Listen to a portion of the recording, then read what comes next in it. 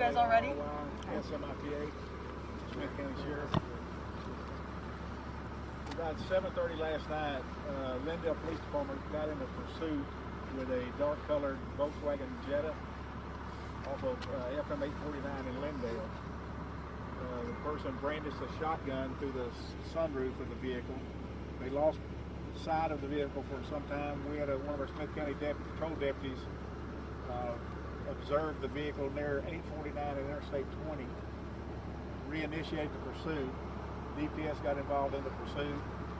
They exited off somewhere near 271, came here right behind to your right through the intersection here, and the Volkswagen was unable to stop. He ran through the yard here. A manhunt lasted for about a little over 2 hours. We had drones, we had canines here in the area for a little over 2 hours with no success in locating the person.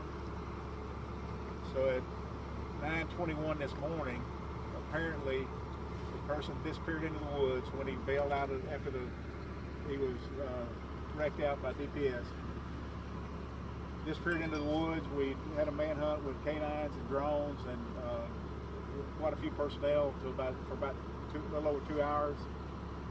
And then fast forward to this morning at 9:21, the pastor and several other people, the pastor's wife, and a couple more individuals went into the church. Nothing out of the ordinary. As the pastor opened the bathroom door, he was confronted by the individual who had been hiding in the church. Apparently had fled into the woods, and after everybody left, after the manhunt, retreated into the church. The pastor, who had a firearm himself, apparently drew his firearm on the individual and ordered him to stop. He starts coming towards the front door. Then he turns around, lunges at the pastor, and is able to disarm the pastor, it appears, at this time. And hit the pastor's firearm is the one he used. The pastor is deceased at this time. We have another individual due to a fall that's been treated at local Tyler Hospital. And then we have a second victim here at this location that has gunshot wounds that's undergoing surgery at this time. And unknown right now what his condition is. We were able to get a description of the pastor's vehicle, which was stolen, to make his exit out of the scene here, and was able to work through some OnStar technology, find the vehicle. Got a Harrison County deputy that got in behind it, and the vehicle was disabled, and the subject was taken into custody in Harrison County this morning. We've already had deputies on the scene over there and picked up the suspect. He's en route back to the Tyler Hospital. He suffered a gunshot wound, through and through wound to his left hand, I believe. So he's en route to the Tyler Hospital. One thing, I'm going to back up a little bit. When the pastor confronted this individual in the bathroom, he had one of the red bank bag that belonged in the church in his hand. That, and as well as taking the pastor's vehicle, we're looking at a capital murder investigation here. With everything put together, it will be investigated as a capital murder, presented to the district attorney's office in Smith County as a capital murder case. There's some more information coming through, but until I can confirm it, I'm not going to release it yet. But maybe later this afternoon, we'll have additional information.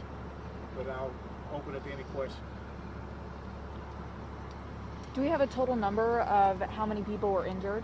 We have 2 injured by gunshot, 2 victims here. The suspect injured by gunshot.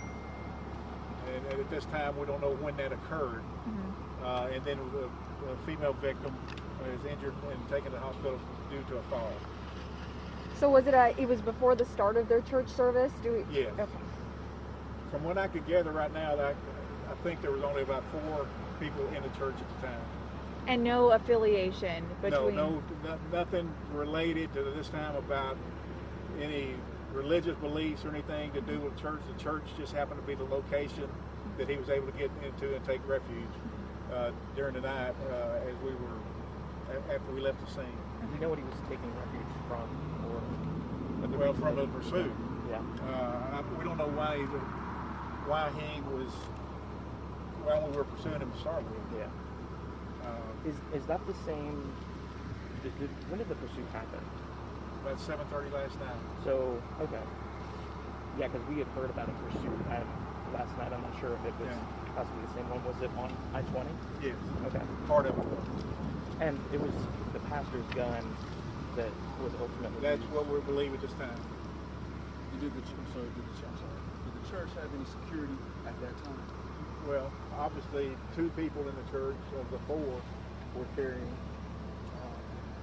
but that's one of the. This firearm was one of them disarmed. The one that was used. Do you have a suspect description? I'm not releasing anything on suspect information at this time. We are in the process of obtaining arrest warrants. We're obtaining the vehicle. We're taking custody of the vehicle from the pursuit last night, as well as the pastor's vehicle that he used to get away with. And those will be processed by crime scene after they get through with the scene here.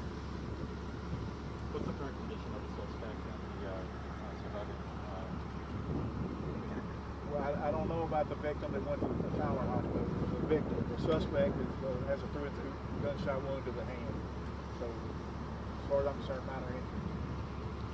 Is the name of the pastor being released at this time? No, not releasing the name of any victims or suspect at this time.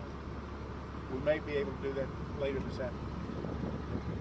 And then have you ever That'll be in the form of a press release that will be signed. And have you ever heard of? Have you seen, unfortunately, seen some shootings here in Texas, previously? And have you ever heard of someone hiding out in the church? Most times I feel like when I heard the story, they just come into they sat during the congregation. Well, this is not as far as I'm concerned, this is not a church-related or religion-related offering. This is an opportunity. It was convenient for the guy to come out of the woods. It's cold last night, kind of a warm place to stay, and apparently he was still there when they came to church this morning. Okay, so he was in the church all night before. Well, we know he was in the church after we left at 10:30. From somewhere from 10:30 p.m. until 9:20 this morning, he got in the church. But it's unclear right now when exactly he got into the church. Yeah.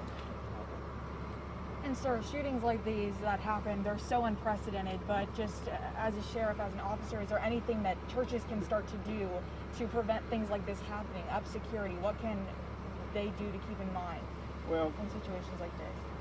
they did everything that we would tell anybody to do. They're carrying, but the thing about it is, and I really don't want to get off into it, but if you're going to carry a firearm, you got to be willing to use it. And I'm not second guessing, especially second guessing the pastor by any means right now. You got a much younger person, more agile person than obviously the pastor who is older, was able to overcome it and take his gun from him. But this isn't just related, again, this is a crime of opportunity for this suspect. The church just happened to be here. It could have been one of these houses here that he went inside, but he knew people were there. You know that nobody at nighttime is at a church, so I believe he probably just got there to seek shelter. What kind of pursuit was taking place overnight? The pursuit began at 7:30 in Lindale. I'm sorry, I'm talking about after the pursuit. By the time, once it was realized that he got away, what kind of overnight, searching for the suspect was still We had deputies in the area probably most of the night. But the actual search with drones and canines lasted a little over 2 hours. And was he on foot when he escaped? Yes. Because we see The vehicle went through the yard here, and it was a DPS unit crashed into the vehicle, the side of the vehicle, deployed all the airbags. The suspect jumped out of the vehicle and ran into the woods. Okay, did the crash happen right here? The crash happened. He came through the intersection right here, had a blowout, went through the yard here, veered off to the right, and to the left of the pine trees up there is where he came to rest, where the trooper him in the side. And I'm sorry, you said you don't know the initial cause of the first pursuit. No. Okay. We didn't get him stopped to find out, but there are some the license plates that were being displayed on the vehicle were fictitious. Okay. They didn't belong on that vehicle. Interesting. Okay. How long was the deputy placed at the crash for? I'm sorry? How long was the deputy placed at the crash for after that happened? How long were you investigating the actual crash? Well, DPS investigated the crash. They were in lead in the pursuit at that time. DPS investigated the crash. We looked for the suspect, the sheriff's office and other local law enforcement. I'm just trying to clear up, do we know how long someone was actually stationed out here between? Till 10:30. Okay.